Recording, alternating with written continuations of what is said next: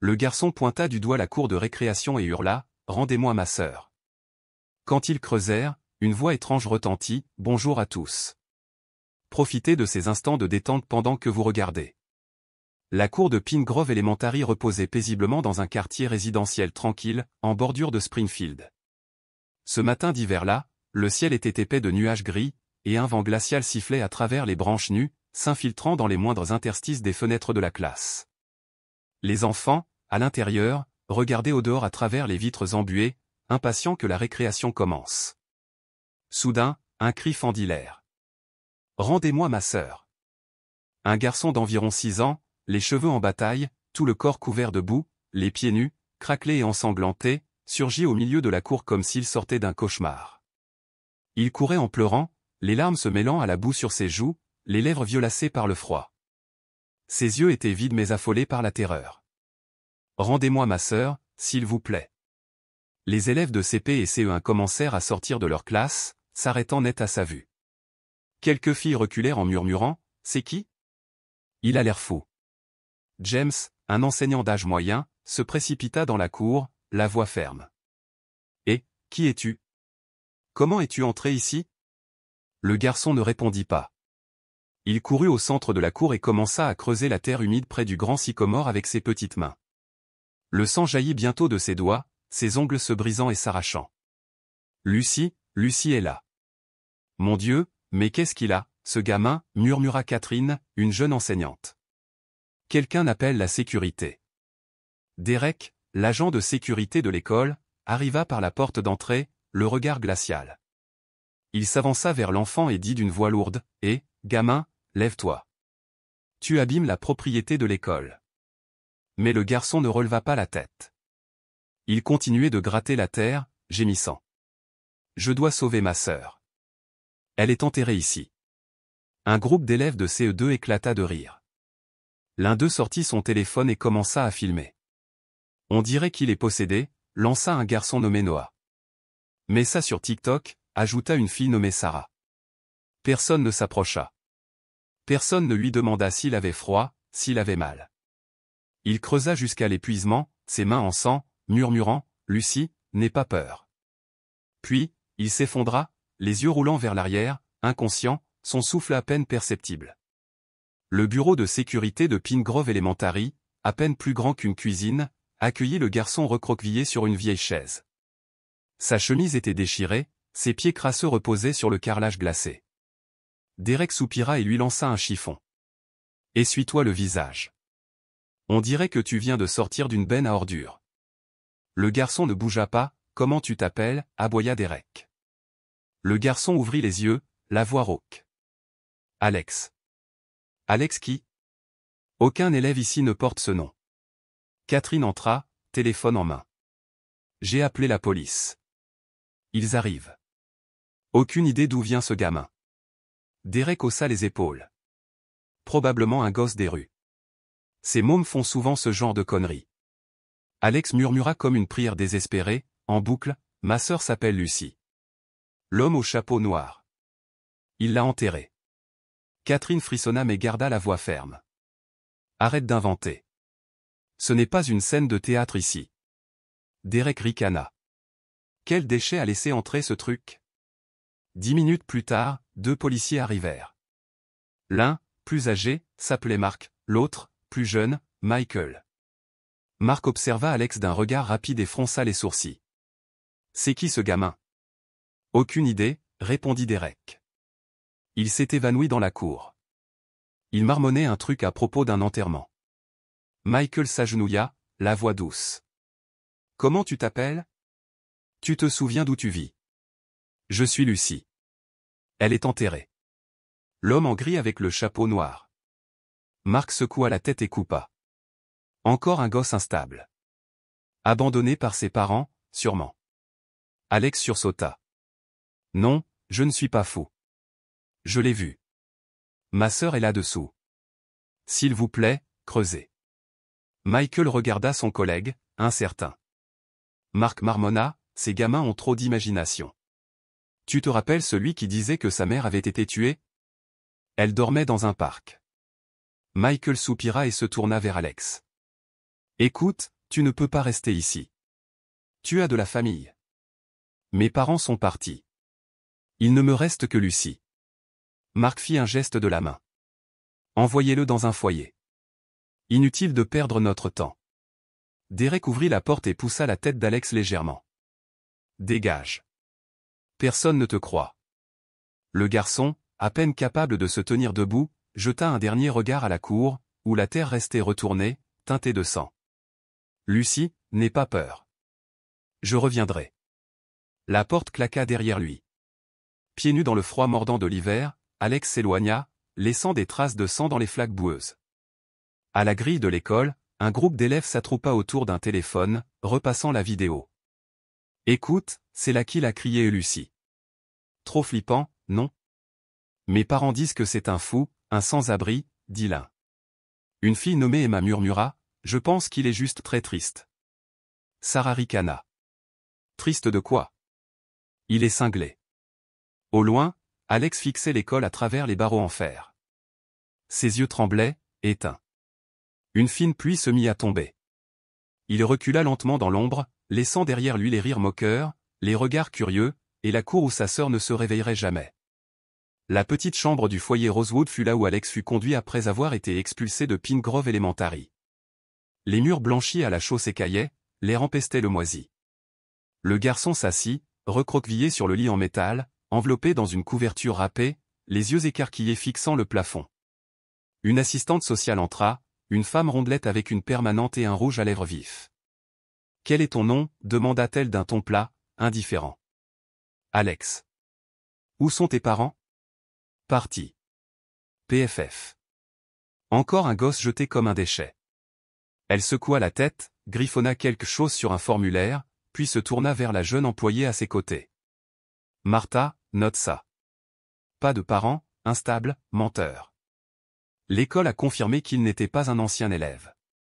Martha regarda Alex, hésitante.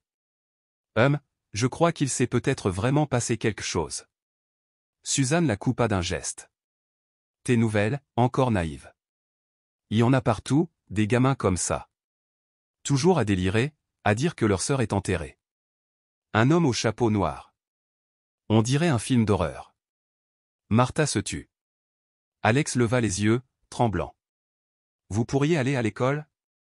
M'aider à creuser près de l'arbre? Non, gamin, répliqua sèchement Suzanne.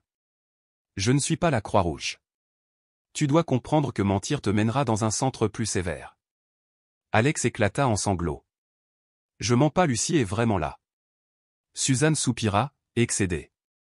Encore ça. Tais-toi maintenant. Le lendemain, un journaliste local nommé Andrew vint faire un reportage sur les enfants sans abri. Lorsqu'il entendit parler d'Alex, il demanda à le rencontrer. « Salut, moi c'est Andrew. Comment tu t'appelles ?»« Alex. On m'a dit que tu avais parlé d'une sœur. »« Lucie. Elle a été enterrée par l'homme au chapeau noir près de l'école. » Les yeux d'Andrew s'écarquillèrent. « Enterrée? Tu es sûr? » « J'ai vu. Il l'a frappée avec un bâton, puis il l'a enterrée à côté du sycomore. » Andrew déglutit mais garda son calme.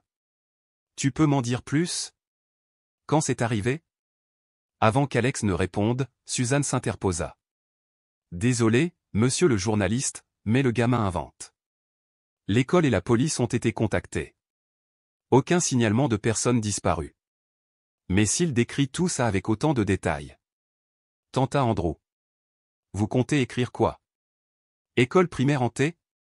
Publiez ça et je vous poursuis pour diffamation et panique. » Andrew jeta un dernier regard à Alex, puis s'éloigna, troublé. Cet après-midi-là, Alex fut reconduit à Pine Grove Elementary à la demande du ministère de l'Éducation, juste pour vérifier les faits. Mais dès qu'il passa le portail, tous le regardèrent comme un fou. Un groupe d'enseignants se réunit dans le bureau du directeur. Madame Rose, vêtue d'un tailleur gris et d'une bague de perles, déclara « Je ne comprends pas pourquoi on perd du temps avec ça. Nous sommes une école de premier rang. Nous ne pouvons pas laisser des rumeurs lancées par un gamin sans abri entacher notre réputation, » intervint Monsieur Paul, un professeur plus âgé. Nous avons examiné tous nos dossiers. Aucun élève prénommé Lucie n'a disparu. Rose expira lentement et esquissa un sourire glacial. Et il n'y a jamais eu d'Alex inscrit ici. Il invente tout. Pendant ce temps, le garçon était enfermé seul dans la salle de sécurité. Derek avait, encore une fois, été chargé de le surveiller. Assis sur une chaise en face de l'enfant, il sirotait son café, lançant des regards obliques. Il murmura, juste assez fort pour être entendu d'Alex, « Pourquoi t'es revenu? Tu veux mourir, c'est ça ?» Alex trembla. « Tu as tué Lucie. Je te tuerai aussi si tu redis ça. » Le garçon frissonna, mais continua à le fixer droit dans les yeux. « Ma sœur, elle est sous le sycomore. » Derek ricana. « Vas-y, creuse. Creuse jusqu'à ce que tes mains tombent. Personne ne te croit. Ils vont se moquer, te traiter de fou. » Un peu plus tard, une nouvelle policière arriva. Elle s'appelait Hélène, dans la trentaine. Ses cheveux étaient attachés avec soin, son regard vif.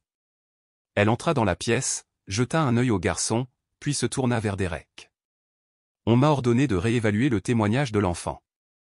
Veuillez sortir. » Derek obéit, jetant un dernier regard méfiant. Hélène s'assit doucement. « Alex, je suis policière. Tu peux tout me dire. Prends ton temps. » Le garçon sanglotait, la voix brisée.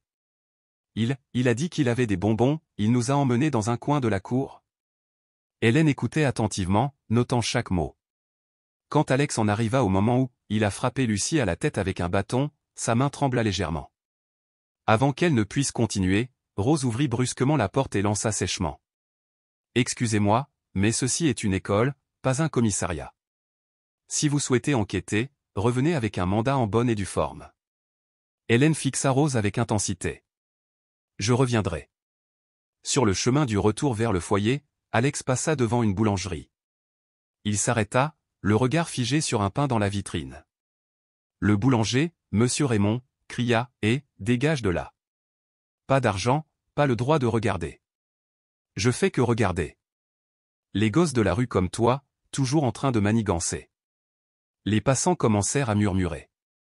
Une femme en manteau de fourrure, Jennifer, secoua la tête. « C'est le gamin de la vidéo. Mon fils ne parle que de lui. »« Quelle vidéo ?» demanda quelqu'un. « Celle où il criait dans la cour d'école. Il simulait, disait que sa sœur était enterrée.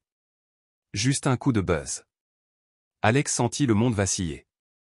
Il s'effondra sur le trottoir, serrant son ventre vide, les dents claquant. Un enfant passant à côté demanda à sa mère. « Maman, pourquoi il pleure, le garçon ?»« Parce que personne ne le croit, chérie, » répondit-elle avant de continuer sa route. Ce soir-là, au foyer, Martha déposa silencieusement un bol de soupe près du lit d'Alex. Il n'y toucha pas. Il murmura seulement. « Ils ne me croient pas. Ils disent que je suis fou, mais ma sœur, elle est encore là-bas. » Martha s'assit à côté de lui et prit sa main. « Je te crois. Je ne sais juste pas quoi faire. » Alex leva les yeux, rouge, la voix rauque. « Je veux juste quelqu'un pour m'aider à creuser. » Derek Harper, né en 1972 dans le comté de Fresno, apparaissait dans les archives administratives comme un citoyen ordinaire sans antécédents criminels. Il avait été embauché comme agent de sécurité à l'école primaire de Pine Grove en 2019, en période de pénurie urgente de personnel. Sa candidature tenait en une page, ancien gardien du centre de réforme Paradis pendant 12 ans. Personne n'avait enquêté davantage. « Avez-vous de l'expérience avec les enfants ?» demanda la directrice Rose lors de l'entretien. « Bien sûr. J'ai calmé beaucoup d'enfants hystériques. Je sais les gérer. » Des évaluations psychologiques ? J'en ai passé régulièrement. Tout est clair. Très bien. Mon école a besoin de fermeté. Quelqu'un qui tient les élèves. Ce n'est pas un poste que tout le monde peut assumer. Vous pouvez compter sur moi. Rose ne posa pas d'autres questions. Elle avait besoin de quelqu'un de strict et discret. Or, Derek avait été renvoyé du centre de réforme Paradis en 2017 pour conduite inappropriée envers des mineurs. Mais ce dossier avait été effacé grâce à une connexion spéciale. Rose avait été collègue avec Matthew Evans, directeur du centre. Dans un appel interne, retrouvé plus tard, elle disait « Matthew, il me faut quelqu'un pour garder l'ordre dans la cour. Pas besoin qu'il soit irréprochable, juste discret. Derek est un peu brutal, mais il sait tenir les gosses. Bien. Tu veux que je fasse disparaître ces anciennes plaintes? Considère que c'est fait. Depuis son arrivée, Derek était vite devenu redouté des enfants. Mais redouté dans le pire sens. Cours encore et je te casse les jambes, dit-il un jour au petit Mason, en CE1, qui jouait au foot près de la loge. Tu crois que cette école est un marché, grogna-t-il à la petite Andrea, après qu'elle eut laissé tomber son lait dans la cour. Tout élève convoqué pour un entretien privé dans le vieux local de rangement en sortait étrangement silencieux. Un jour, une élève de CE2 nommée Clara dit à sa mère. « Maman, le gardien a dit qu'il me donnerait des bonbons si je le suivais, mais j'ai eu peur. » « Pourquoi ? » Il m'a regardé bizarrement et m'a dit que si je le disais, il creuserait un trou et m'enterrerait comme un rat. Terrifiée, la mère l'emmena voir la direction. Ce jour-là, Rose les accueillit avec froideur. Vous savez, les enfants ont beaucoup d'imagination. Clara est timide, souvent taquinée. Elle a pu inventer cette histoire. Ma fille n'a jamais menti, rétorqua fermement la mère. Nous en prendrons note. Mais sans preuve solide, je ne peux rien faire. Vous savez aussi que les accusations mensongères sont un crime, n'est-ce pas? La mère se tut. Sinon, si vous pensez que notre école ne convient pas, vous pouvez demander un transfert. Quelques jours plus tard, Clara fut surnommée « la menteuse folle » par ses camarades. Un garçon cria dans la cour. Elle croit que Derek creuse des tombes, ah! La famille de Clara finit par la retirer de l'école. Personne ne reparla de l'affaire. Pourtant, Derek restait vu comme un homme dévoué. Il a éteint un feu à temps, sauvant la bibliothèque, dit Bella, une professeure. Oui, on croyait que ce serait un grand incendie, ajouta le prof de sport Henry. Mais peu savaient que c'était Derek lui-même qui avait allumé ce feu. Il avait incendié une poubelle dans la bibliothèque. Ce jour-là, les caméras de surveillance étaient étrangement défectueuses. Tout avait été calculé. Il déclencha le feu, puis le découvrit, et l'éteignit héroïquement avec un extincteur. Il fut félicité, même mis à l'honneur dans le journal de l'école, le héros silencieux de Pine Grove. Mais tout le monde n'était pas dupe. Laura, une nouvelle enseignante stagiaire, le vit un jour entraîner la petite Olivia, en CE1, vers le vieux local pendant la récréation. Méfiante, elle suivit. En s'approchant, la porte était fermée. Elle frappa. « Monsieur Derek, c'est Laura. Il y a un élève là-dedans ?» Un instant plus tard, Derek ouvrit la porte, tenant une serpillière, le visage fermé. « Personne. Je nettoie. J'ai vu Olivia entrer avec vous. Vous avez dû vous tromper. C'est la récré. » Laura entra, balayant la pièce du regard. Vide. Mais un léger parfum d'enfant lui souleva le cœur. L'après-midi même, elle alla voir Rose. La directrice resta silencieuse un moment, puis dit. « Avez-vous des preuves? Caméra, audio, témoin. » Non, mais j'ai un mauvais pressentiment. Vous savez que les sentiments ne figurent pas dans les rapports officiels? Mais madame, je ne veux pas que cela s'aggrave. On attend l'inspection de qualité. Une accusation sans fondement, maintenant, pourrait tout compromettre. Laura déglutit. Rose sortit un dossier. Ceci est un formulaire de démission volontaire. Si vous le signez, tout s'arrête là. Mais moi, je veux juste protéger les élèves. Je protège toute cette école. Laura recula lentement, sans dire un mot. La lettre de démission volontaire fut envoyée au ministère de l'Éducation. Une semaine plus tard, les enfants de l'école primaire Pine Grove comprirent une chose, ne jamais répondre à Monsieur Derek, ne pas pleurer quand il hurle. S'il t'appelle dans la remise, reste silencieux. Sois obéissant. Ne dis rien à personne. Il leur enseignait par la peur, les menaces. Je te creuse un trou et je t'enterre comme un rat si tu ouvres la bouche. Certains enfants mouillaient leurs pantalons rien qu'en voyant son ombre dans le couloir. Un jour, Derek était seul dans la salle de sécurité, nettoyant lentement le bâton de bois qu'il gardait toujours près de sa chaise. Le vent s'engouffrait dans les fissures du mur. Il jeta un œil à une vieille photo dans son tiroir, lui avec 3 enfants. Leur visage avait été découpé du cadre. Il marmonna entre ses dents, « Petit rat, vous croyez pouvoir m'échapper ?» Un coup frappé à la porte. « Qui est-ce » lança-t-il brusquement en cachant la photo. C'était Rose. « J'ai entendu dire que des gens fouillaient dans tes anciens dossiers. J'ai déjà tout nettoyé. Sois prudent. Si ce qui s'est passé refait surface, j'ai tout effacé. Tu es sûr? Derek eut un rictus. Tu me prends pour un idiot? Celui qui enterre, c'est celui qui creuse. Celui qui a peur, c'est celui qui meurt. Rose ne répondit pas, ses yeux scrutant chaque geste. Dehors, dans la cour de l'école, le sycomore restait immobile sous le vent. Sous la terre froide, une vérité sombre demeurait enfouie. Un enfant avait disparu. Et un prédateur rôdait encore parmi les élèves, attendant la prochaine Lucie. Ce soir-là, dans la pièce glaciale du centre Rosewood, Alex était recroquevillé sous une couverture fine. La fièvre brûlait son front, mais le sommeil ne venait pas. Des souvenirs le transperçaient comme des lames. Le vent hurlait à la fenêtre. Le tic-tac de l'horloge ressemblait à la respiration d'un démon dans l'ombre. Martha, l'assistante sociale de garde cette nuit-là, s'approcha sur la pointe des pieds, posa une main douce sur son épaule. « Tu n'arrives pas à dormir ?»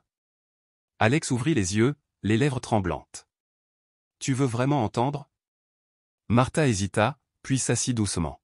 « Si tu es prêt, je t'écoute. » Le garçon hocha la tête. Et alors, les mots coulèrent, comme le sang d'une blessure longtemps scellée. C'était un vendredi après-midi. Une semaine plus tôt. Alex et sa petite sœur Lucie, 8 ans, avec ses couettes et ses chansons, se cachaient derrière les buissons, au coin de la cour. Derek s'approcha, arborant un sourire étrange. « Salut les enfants. Vous voulez des bonbons ?» Lucie hésita. « On ne vous connaît pas. » Derek adoucit sa voix. « C'est pas grave. C'est juste un petit secret. J'ai du chocolat, mais je peux pas vous le donner ici. Les profs vont se fâcher. Venez à la remise. » Alex regarda Lucie. Ils hochèrent la tête. Ils pensaient que ce serait une surprise. Mais dès qu'ils atteignirent le coin du jardin, Derek se retourna, le visage complètement transformé. Il claqua la porte derrière eux et la verrouilla. Lucie recula, serrant la main de son frère. « Je veux rentrer à la maison. » Derek gronda. « Pas de cris. Je déteste les cris. Ferme-la. » Lucie paniqua. « Je veux retourner voir maman. » Puis, soudain, comme un coup de tonnerre, Derek abattit son bâton de bois lourd sur la tête de Lucie. Le sang jaillit comme une fontaine. Alex hurla. « Non. » Lucie s'effondra, les yeux grands ouverts, sans cligner. Ses lèvres murmurèrent à peine. « Ah, Lex ?» Puis, le silence. Alex se jeta pour la relever, mais Derek l'attrapa par les cheveux et le projeta au sol. « Tout ce que tu sais faire, c'est pleurer. » Le garçon tremblait, criait de désespoir. « Ne la fais pas de mal. Elle respire encore. » Derek ne dit rien. Il saisit une pelle cachée derrière l'arbre et commença à creuser comme une bête. Chaque pelletée résonnait dans l'âme d'Alex comme un cri de douleur. « Tu sais quoi, haletait Derek. Ta sœur est morte à cause de toi. Si t'étais pas venu, elle serait encore en vie. Tu l'as tuée. » Alex sanglotait, recroquevillé sur lui-même. « Je suis désolé. Je t'en supplie. Ne l'enterre pas. » Derek ricana. Trop tard. Il souleva le corps de Lucie et le jeta dans une fosse d'1 mètre de profondeur. Son petit corps toucha le fond dans un bruit sourd. Sa tête tomba sur le côté. La poupée qu'elle tenait toujours s'échappa de sa main, un bras arraché. Derek recouvrit lentement le corps de terre. Alex s'effondra à genoux, tremblant, trempé d'urine et de peur. « Enterré ?» dit Derek en s'époussetant, puis regarda Alex comme un chien errant. « T'as rien vu. Rien entendu. Tu fermes ta gueule. Sinon. » Il se pencha, souffla à son oreille. « Je creuserai un autre trou. Pour toi. Sœur Martha. » Murmura Alex, le regard vide. Elle n'a jamais soufflé ses bougies. Martha se mordit la lèvre jusqu'au sang. Elle lui serra la main. Contenait ses larmes. « Je te crois. Personne ne me croit. J'ai rampé, le sang sur les mains, mais personne ne s'est arrêté. » Il se souvenait de tout. Après le départ de Derek, il avait rampé à travers la cour, franchi la clôture, hurlant. « Il y a quelqu'un ? Aidez-moi !» Une femme, Teresa, promenait son chien. Elle le vit. Que fais-tu là? Pourquoi t'es sale comme ça? Aidez-moi. Ma sœur est enterrée. Encore un petit acteur. Va-t'en. Elle tira sur la laisse et partit. Alex revint jusqu'au portail de l'école. Fermé. Il tenait son ventre, frissonnait, et s'évanouit sur le ciment gelé. Le vent d'hiver fouettait son visage. Toute la nuit, il resta là, sans manger, sans dormir, murmurant parfois. Lucie, n'aie pas peur. Le lendemain matin, alors que les élèves arrivaient, un garçon nommé Liam le remarqua. Eh, y a un gamin fou couché là. T'es qui, toi? Lança un autre en lui donnant un coup de pied. Alex ne dit qu'un mot. Lucie, sauvez Lucie. Un parent accourut et appela la sécurité. Derek fut le premier à sortir. Il vit Alex, ses yeux flamboyants. T'es encore vivant, alors ta douleur le sera aussi. Il se tourna vers le parent. C'est pas un élève. Il a dû dormir dans la rue et venir voler. J'appelle la police, dit quelqu'un. Derek acquiesça. Ses yeux descendirent vers les mains d'Alex, couvertes de sang et de terre. Un sourire glaçant lui fendit les lèvres. De retour au présent, Martha n'en pouvait plus. Elle sortit son téléphone et enregistra silencieusement la fin de l'histoire d'Alex. Ça va aller? J'ai tenu ma promesse. J'ai rien dit, mais ma sœur, elle a froid. Je vais faire quelque chose. Je te le promets. Alex secoua la tête. Promets pas. Tout le monde promet, puis disparaît. Martha pleura. Cette nuit-là, elle alluma son ordinateur et chercha Pine Grove Elementary, agent de sécurité d'Eric Harper. Rien. Elle se rendit alors sur un forum d'enseignants et écrivit anonymement. Quelqu'un connaît Derek Walker? Il travaillait au Paradise Reform Center. Un compte étrange répondit. Pourquoi tu demandes ça? Vaut mieux pas creuser. D'autres l'ont fait. Ils ont disparu. Martha referma son écran, le cœur battant. Mais en elle, quelque chose s'était réveillé. Ce garçon ne ment pas. Et si elle ne faisait rien, d'autres enfants mourraient comme Lucie. Martha s'assit dans son petit bureau du centre Rosewood. Devant elle, une pile de dossiers. Le vent sifflait dans les fissures, et la lumière froide du matin d'hiver rendait les pages plus sinistres encore. Il dit la vérité, murmura-t-elle en ouvrant son carnet à la ligne. Lucie, petite sœur, enterrée derrière l'école Pine Grove. Elle prit le téléphone et appela le ministère de l'Éducation de Springfield. Bonjour, ici Martha et du centre Rosewood. Je voudrais poser des questions sur un élève nommé Alex Walker et une fille nommée Lucie. Une voix féminine, glaciale, répondit. Désolé. Aucun élève de ce nom n'est inscrit à Pine Grove Elementary. Mais le garçon, lui, jure qu'il y est allé. Il n'y avait aucun dossier, madame. Si l'enfant n'a jamais été officiellement inscrit, l'école ne porte aucune responsabilité. Et s'il y a eu abus, nous n'agissons pas sur la base d'histoires sans preuve. Vous devriez contacter la police. Clic. L'appel prit fin. Martha reposa lentement le téléphone. Ses yeux étaient secs. À l'école primaire Pine Grove, la directrice Rose était en réunion avec plusieurs enseignants. Sur la table, un rapport portait sur une vidéo devenue virale, montrant des garçons hurlant dans la cour de récréation. Nous ne pouvons pas laisser cela nuire à notre réputation, déclara Rose d'une voix glaciale. Nous sommes sur le point d'être élus école modèle du district. Bella, enseignante de CE1, prit la parole avec prudence. Mais beaucoup de gens ont partagé la vidéo. Et il semble que ce garçon ait vraiment été ici. Non, coupa Rose. J'ai déjà demandé à l'administration de vérifier minutieusement. Il n'y a aucun élève nommé Alex. Et aucun souvenir d'une fille nommée Lucie non plus. Mais, et si? Silence. Bella, je n'ai pas besoin de Bessie. J'ai besoin de contrôle. Monsieur Paul soupira. Mais le public commence à poser des questions. Devrait-on permettre une fouille près du sycomore? Rose claqua son stylo sur la table. Vous êtes fous? Si nous les laissons creuser, c'est admettre qu'on a quelque chose à cacher. Et s'il y a quoi que ce soit?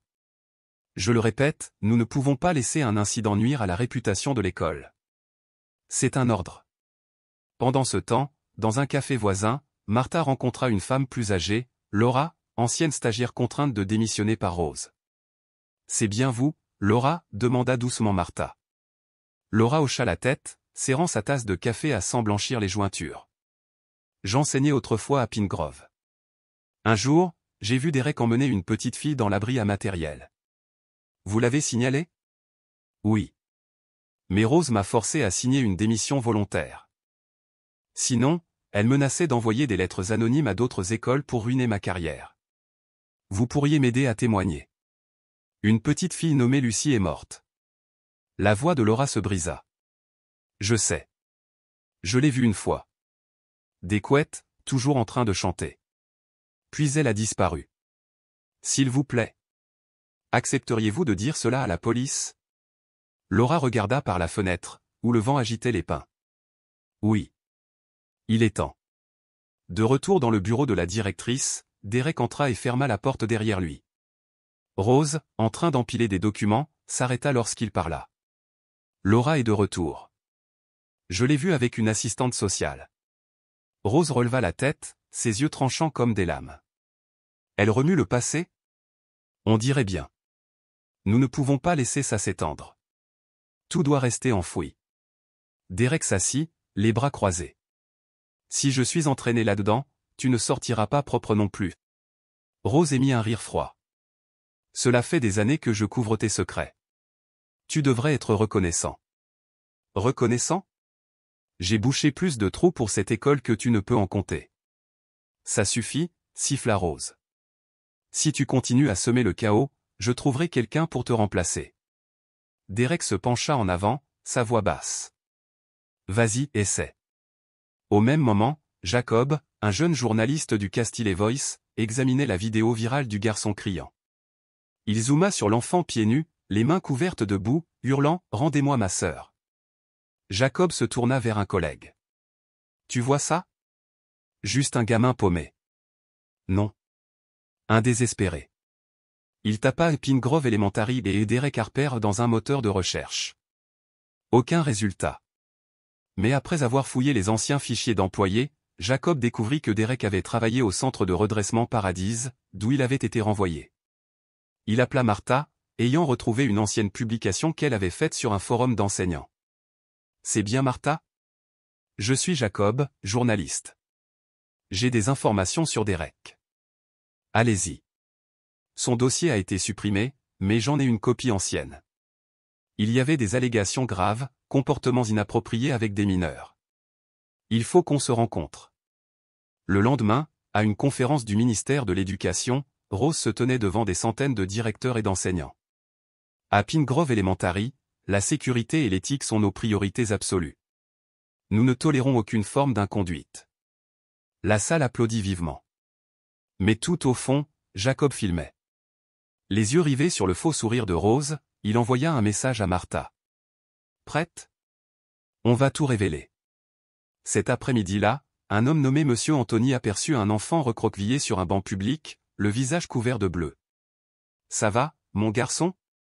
J'ai pas de maison. Comment tu t'appelles? Alex. Tu veux que j'appelle quelqu'un? Personne ne me croit. Les yeux de Monsieur Anthony s'assombrirent. Il appela sa femme. Chérie, je crois que pour la première fois de ma vie, j'ai vu un enfant que le monde entier a abandonné. Ce soir-là, dans le bureau de la directrice, Rose reçut un mail anonyme. Objet, je sais que vous avez enterré le corps. En dessous, une seule phrase. Il est temps de commencer à creuser, Madame Rose. Tu es la dernière personne en qui nous ayons encore confiance. Le lendemain matin, Alex était assis dans une voiture banalisée de la police, entre Jacob et Martha. Il portait un pull bleu clair et tenait fermement la poupée cassée dans ses bras. « Tu es sûr que c'est ici ?» demanda Jacob. Le garçon acquiesça, les yeux rivés sur la rangée d'arbres dans la cour de l'école primaire Pine Grove. Les grilles de l'établissement étaient temporairement fermées. Les médias commencèrent à affluer, attirés par les bandes de sécurité et les tentes blanches des équipes médico-légales. Une journaliste de NBC News chuchota. « Il paraît qu'il y a vraiment un corps. » Ce sera le gros titre du jour. Dans la cour, les techniciens commencèrent leur travail. Steven se pencha vers Alex. « Tu peux nous aider? Montre-nous l'endroit exact. » Le garçon descendit du véhicule, marcha sur le sentier de gravier, ses chaussures usées n'émettant presque aucun son. Il se dirigea droit vers le vieux sycomore au centre de la cour, en fit le tour, puis s'arrêta. « C'est ici, dit-il, la voix tremblante. »« Tu es sûr ?» demanda un agent. « Ma sœur est sous cette terre. » Jacob se tint à ses côtés. Martha lui prit la main. Steven donna l'ordre. « Creusez. » Des anciens élèves et des parents s'attroupèrent derrière la clôture. L'enseignante Bella, debout derrière le portail, murmura. « Est-ce possible ?» Un parent cria. « J'ai vu une petite fille, Lucie. Visage rond, couette. Mon fils a dit qu'on l'avait appelée à l'arrière un jour. » Monsieur Paul, un vieux professeur, blêmit. « Et si on vivait depuis des années à côté d'un crime sans le savoir ?» 20 minutes passèrent. Personne ne parla. Seul résonnaient le vent et le bruit des pelles. Alex gardait la tête baissée, les lèvres serrées, les mains jointes. « Ici !» cria un technicien. Tous les regards se tournèrent vers le trou. Un paquet blanc taché de boue, brodé de motifs enfantins, émergea du sol. Une petite main grise en sortait, vêtue d'une chemise de nuit mauve, déchirée, assortie à un morceau de la poupée. Jacob éclata en sanglots. Martha se couvrit la bouche. Alex resta figé, puis hurla. « Lu, tu vois ?» Le cri déchira le silence. On le retint alors qu'il essayait de sauter dans la fosse. Martha l'enlaça. « Non Alex, tu n'as plus besoin de creuser. Tu l'as trouvé. » Mais il continua à crier, mot par mot. « Ma sœur était là, tout ce temps, et vous l'avez tous abandonnée. » Au ministère de l'Éducation, la directrice Rose était en réunion quand son téléphone sonna. Quelqu'un du commissariat de Springfield vient d'appeler. À propos de quoi? Ils ont retrouvé un corps. Quel corps? Lucie. Une fillette enterrée dans la cour d'école. Rose laissa tomber son café. Pendant ce temps, Derek se cachait dans une ferme abandonnée à 40 km de la frontière, préparant de faux papiers pour fuir au Mexique. Il alluma la télévision et vit l'image d'un sac en tissu boueux extrait du sol. Le présentateur annonça. Les restes de la jeune Lucie Walker, portée disparue, ont été retrouvés à Pine Grove Elementary, après la vérification du témoignage de son frère Alex. Il jura et lança une bouteille d'alcool contre le mur. Ce sale mioche n'a pas pu fermer sa gueule. Des sirènes de police retentirent à l'extérieur. Ouvrez. Derek Walker, vous êtes en état d'arrestation pour meurtre. Il tenta de fuir par l'arrière, mais 3 agents l'attendaient. Ils le plaquèrent au sol. Alors qu'on lui passait les menottes, il siffla. Vous n'avez rien contre moi. Un policier se pencha. On a un corps. Et un enfant avec une meilleure mémoire que ce que tu pensais. Sur les lieux, Jacob s'agenouilla et ramassa un morceau du tissu de la poupée. Alex restait immobile. Tu veux le garder? Demanda Jacob. Le garçon hocha la tête. Il serra la poupée contre lui. Le vent soufflait encore, mais le froid ne le faisait plus frissonner. Car sous cette terre, sa sœur avait enfin été retrouvée. Et tout le monde, enfin, avait vu la vérité. Jacob se tourna vers Martha. On n'a pas pu sauver Lucie. Mais peut-être qu'on vient de sauver Alex. Martha ne répondit pas. Elle baissa simplement la tête. Des larmes silencieuses coulaient sur ses joues. Dans l'après-midi, des barrières furent installées. Une photo en carton représentant une petite fille fut placée à côté d'une fleur blanche. Alex se tenait là, silencieux, toujours serrant la poupée. Un reporter s'approcha doucement. « Tu veux dire quelque chose ?» Alex leva les yeux. « J'ai tenu ma promesse. Ma sœur n'a plus froid. » Ce soir-là, Jacob écrivit son dernier article pour The Citizen's Voice. Le titre ? Un enfant qui pleurait a fait entendre une nation. Il y écrivait. Alex n'a jamais été un enfant fou. Il était un enfant que le monde n'écoutait plus. Et quand nous cessons d'entendre les cris les plus faibles, parfois, ce sont nos propres mains qui tiennent la pelle qui enterre notre humanité. À la télévision nationale, l'image du paquet extrait du sol bouleversa l'Amérique. Les journaux titraient. La vérité derrière le cri. Le corps d'une fillette découvert dans la cour de Pine Grove Elementary. Le système éducatif accusé d'avoir couvert un crime odieux. Un enfant de 6 ans secoue la nation avec une mémoire déchirante. Au commissariat, Derek descendit du fourgon, menotté, tête baissée. Des journalistes l'assaillirent. Monsieur Derek, que dites-vous au sujet du corps de Lucie? Avez-vous travaillé dans le centre de rééducation controversé? Pourquoi viser des enfants? Il ne répondit pas. Il fut conduit dans une salle d'interrogatoire spéciale. La capitaine Sonia Bennett entra avec 2 agents. Nous avons un mandat pour fouiller votre domicile, dit-elle. Derek ricana. Vous croyez que je suis assez con pour garder des preuves chez moi? Sonia ne sourit pas. Tu en as laissé beaucoup. Et on les a trouvés. Un agent entra avec une valise noire. À l'intérieur, des photos floues d'enfants, endormis, dans des salles de bain, ou prises à travers des portes de classe. Certaines annotées à l'encre rouge. Il y avait aussi des porte-clés en forme d'animaux, des poupées, des brosses à cheveux, tous objets d'enfants. Derek pâlit. On a aussi un disque dur, poursuivit Sonia. Il contient des vidéos filmées depuis une caméra cachée dans le cabanon de stockage de Pine Grove. On y voit plusieurs filles qu'on y emmène. Non, c'est pas possible, balbutia-t-il. Sonia inclina la tête, glaciale. Tu es surveillé depuis Springfield. Et le récit d'Alex concorde sur tous les détails. Derek resta silencieux. Puis il craqua, s'effondra sur la table, haletant. Oui, c'était moi. Combien? Demanda Sonia. 3, peut-être 4. Je ne me souviens pas de tous. Où sont-elles enterrées? L'ancienne école près d'Albany. Et une autre à Rochester. La nuit même, les écoles furent perquisitionnées. Dans la cour de la cafétéria de l'école Saint-Teresa à Rochester, un chien détecteur signala une zone. On y découvrit le corps de Sophie Davis, 7 ans, disparue en 2020. Une édition spéciale fut diffusée. Le présentateur pleura en direct. C'est un tueur en série. Et nous, société, avons laissé un enfant crier pendant près d'1 an. Sans l'écouter. Au département de l'éducation, la directrice Rose fut convoquée. En entrant, elle trouva inspecteur, policier, et journaliste. Vous êtes bien Rose Whitman? Oui. Vous êtes sous enquête pour obstruction à la justice, destruction de preuves, intimidation de témoins, et complicité. Je suivais juste le protocole. Je ne savais pas ce que faisait Derek. Et les plaintes précédentes? Laura? Clara? Les caméras coupées? Le harcèlement? Elle n'eut aucune réponse.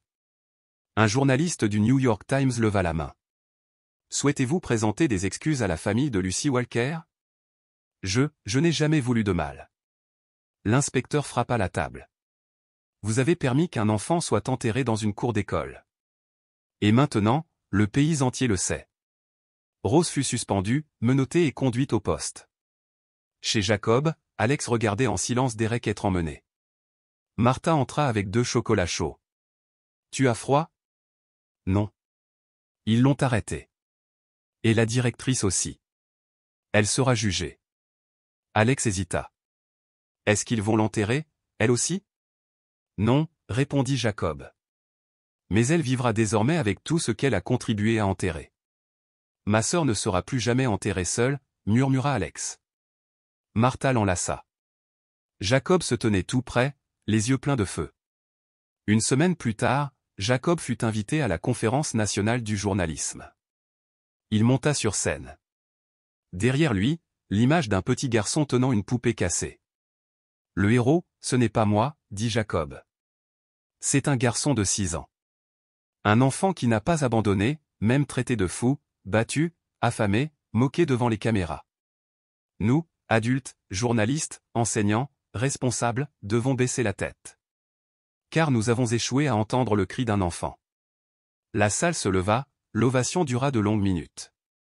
Suite à ce discours, la secrétaire d'État à l'éducation, Catherine Johnson, fit une déclaration solennelle. Désormais, tout agent de sécurité scolaire devra passer un contrôle de moralité approfondi. Chaque plainte d'un enfant sera consignée, vérifiée et archivée. Dans la voiture, Alex écouta la radio avec Jacob et Martha. Est-ce que quelqu'un sera encore enterré? Jacob serra sa main. Non. Grâce à toi, plus personne ne le sera. À la fin du mois, Derek fut officiellement inculpé pour meurtre, abus d'enfants et profanation de cadavres. Lors de son procès, on lui demanda: Avez-vous un mot pour les familles des victimes? Il resta muet. Devant le tribunal, les gens brandissaient des pancartes. Personne n'a le droit d'enterrer les cris d'un enfant. Lucie, pardon de ne pas t'avoir entendu. Un petit parc fut nommé le jardin de Lucie à côté de l'école. Au centre, une statue d'ange aux yeux fermés, tenant une poupée cassée. Sur la pierre était gravé: Pour Lucie, qui peut maintenant voler? Alex y allait chaque semaine. Un jour, Jacob vint s'asseoir à ses côtés. Ça va? J'ai tenu ma promesse. Jacob sourit et lui prit doucement la main. Le printemps arriva lentement à la clinique Saint-Paul, où Alex séjournait. Il ne parlait pas au début. Il restait à la fenêtre, tenant sa poupée. Un rapport du personnel indiquait: Il souffre d'un stress post-traumatique, mais il est très lucide. Il ne veut plus faire confiance à personne. Un jour, Martha lui apporta une BD. Il la feuilleta, puis demanda doucement: Est-ce qu'on survit, après avoir été enterré? Je pense qu'une partie de ta sœur a survécu, dit Martha. En toi. Il baissa la tête. Pour la première fois, des larmes coulèrent. Lors d'une réunion du Conseil de la protection de l'enfance, Jacob fut invité. Connaissez-vous les origines complètes de cet enfant? Non. Il n'a ni acte de naissance, ni dossier scolaire. Rien que sa mémoire. Et c'est cette mémoire qui a mené jusqu'à Lucie, dit-il. Souhaitez-vous l'adopter? Demanda Madame Grant. Jacob regarda Martha. Elle acquiesça. Nous ne pourrons jamais remplacer sa famille. Mais si lui le souhaite, nous voulons devenir la sienne. Un après-midi, Jacob rendit visite à Alex seul. J'ai quelque chose pour toi. Il ouvrit une boîte. Une photo. Lucie en robe mauve, tenant sa poupée. Derrière elle, Alex, sourire plein de gâteaux. Une amie de ta mère l'a retrouvée. Alex toucha doucement l'image. J'avais oublié cet anniversaire. Tu te souviens d'autre chose? Elle riait. Quelqu'un l'a soulevée. Elle criait: Je vole comme un oiseau. Et si tu pouvais vraiment voler, où irais-tu? Demanda Jacob. Quelque part sans portail. Sans cri. Sans terre pour enterrer les gens. Je crois connaître un endroit comme ça. 2 mois plus tard, Alex quitta la clinique. Pas de sirène, pas de caméra. Juste une vieille voiture argentée, une valise, et 2 mains serrant la sienne. Leur nouveau foyer était dans le village paisible de Woodstock. Champs d'orge et moutons. C'est vraiment ma maison? Demanda Alex. Oui. Pas de caméra. Rien de caché ici, dit Martha. Sa chambre était peinte en bleu ciel, un lit chaud, des livres, une photo de Lucie sur le bureau. À côté, un chien brun remuait la queue. Voici Bruno. Lui aussi, il a été abandonné. Bruno sauta sur lui et le lécha. Alex rit pour la première fois. Les semaines suivantes, il apprit à lire, écrire, cuisiner. Ensemble, ils plantèrent des marguerites. Un jour, Alex demanda: Je peux t'appeler papa? Jacob eut la gorge nouée. C'est le plus beau cadeau que j'ai reçu. 1 mois plus tard, ils retournèrent à Springfield. La statue de l'ange était terminée. Alex déposa une fleur blanche. Sur la pierre, il avait choisi l'inscription: Pardon de ne pas t'avoir sauvé plus tôt. Martha prit sa main. Elle ne t'a jamais blâmé. Elle savait que tu te battais seul. Maintenant, elle peut voler comme un oiseau. Bruno aboya doucement, comme en accord. Sur le chemin du retour, Alex déclara: Je n'ai plus peur. Vraiment? Oui. Parce que maintenant, je sais que si quelqu'un se perd à nouveau, c'est moi qui écouterai. Jacob ne dit rien. Il le regarda, le cœur empli de paix. Dans une lettre adressée à la mairie de Springfield, Alex écrivit: Je ne veux plus que quelqu'un crie et soit traité de fou. Apprenez aux adultes à mieux écouter, à croire les enfants. La lettre fut lue lors d'une réunion municipale. Le silence tomba dans la salle. À la fin, plus personne n'appelait Alex l'enfant fou qui criait. On l'appelait l'enfant qui a fait parler la terre.